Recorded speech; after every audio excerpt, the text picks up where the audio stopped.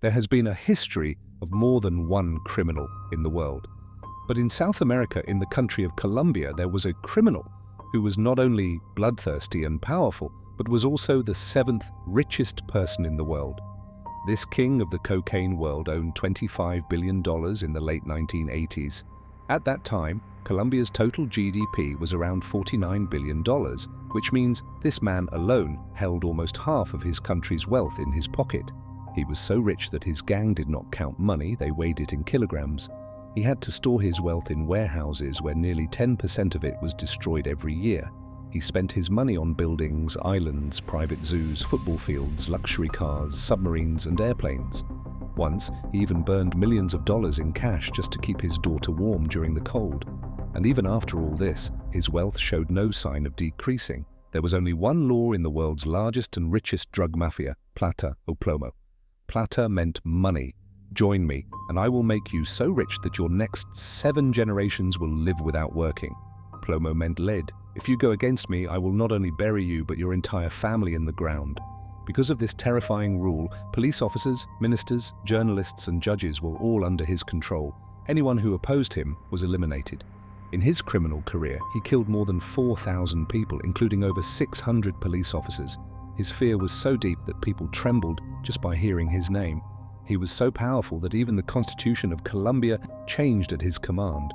When he was arrested, it was only on one condition, that he would have his own prison, and even the guards of that prison would belong to him. This is the story of the world's largest and richest drug lord, Pablo Escobar, a criminal whose impact on the world of crime was so great that even decades after his death, no one has been able to match him. A cancer to Colombia, a monster. I wish he had spent the rest of his life in prison. That is what I wanted. Pablo Emilio Escobar Gaviria was born on December 1st, 1949, in the city of Rio Negro, Colombia. He was the third of 7 children. His father was a farmer, and his mother was a schoolteacher. Shortly after his birth, the family moved to Medellin, where Pablo grew up and began his studies. In the beginning, he dreamed of becoming a lawyer and later a politician. But as he grew older, his thinking changed. He realized that the most powerful person in the world is the one who has money. He understood the importance of money when he was forced to leave his studies due to his family's poor financial condition. After dropping out, he decided that he must become rich as soon as possible, no matter the path. He promised himself that if he did not earn 1 million pesos by the age of 25, he would commit suicide. This hunger for wealth pushed him into crime. Along with his cousin Gustavo Gaviria, he began with small illegal activities such as selling fake degrees, stealing sound equipment, and even robbing tombstones. But these small crimes were not enough. Soon, before the age of 20, he moved into car theft, kidnappings, and murder. He kidnapped wealthy people, demanded ransoms, and if the money was not paid, he killed them mercilessly. Many times, even after receiving the ransom, he still killed his victims. In 1971, he kidnapped industrialist Diego Echevarria, demanded $50,000, received the money, and still murdered him. By the age of 22, Pablo Escobar had become a millionaire. His crimes brought him into conflict with both rival criminals and the police. In 1974, he was arrested for car theft and sent to jail. Even prison did not stop him. He bribed officials and continued his work. Pablo's only goal was money. Wherever he saw profit, he entered that field.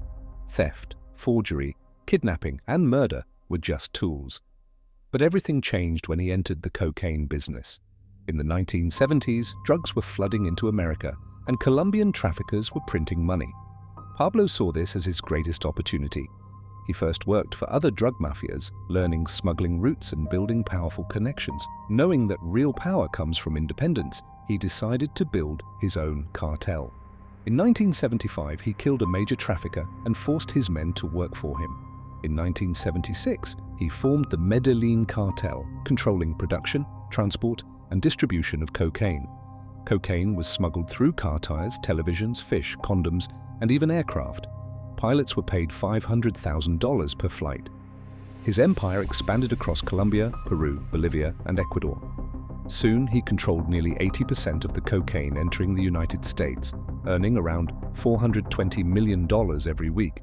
Despite being surrounded by drugs, Pablo never consumed cocaine himself. With wealth came political ambition. He built homes, hospitals, schools, and stadiums for the poor, turning himself into a Robin Hood figure. In 1982, he became a member of the Colombian parliament, but investigations exposed his criminal empire. Forced to resign, he responded with violence. Journalists and ministers were assassinated.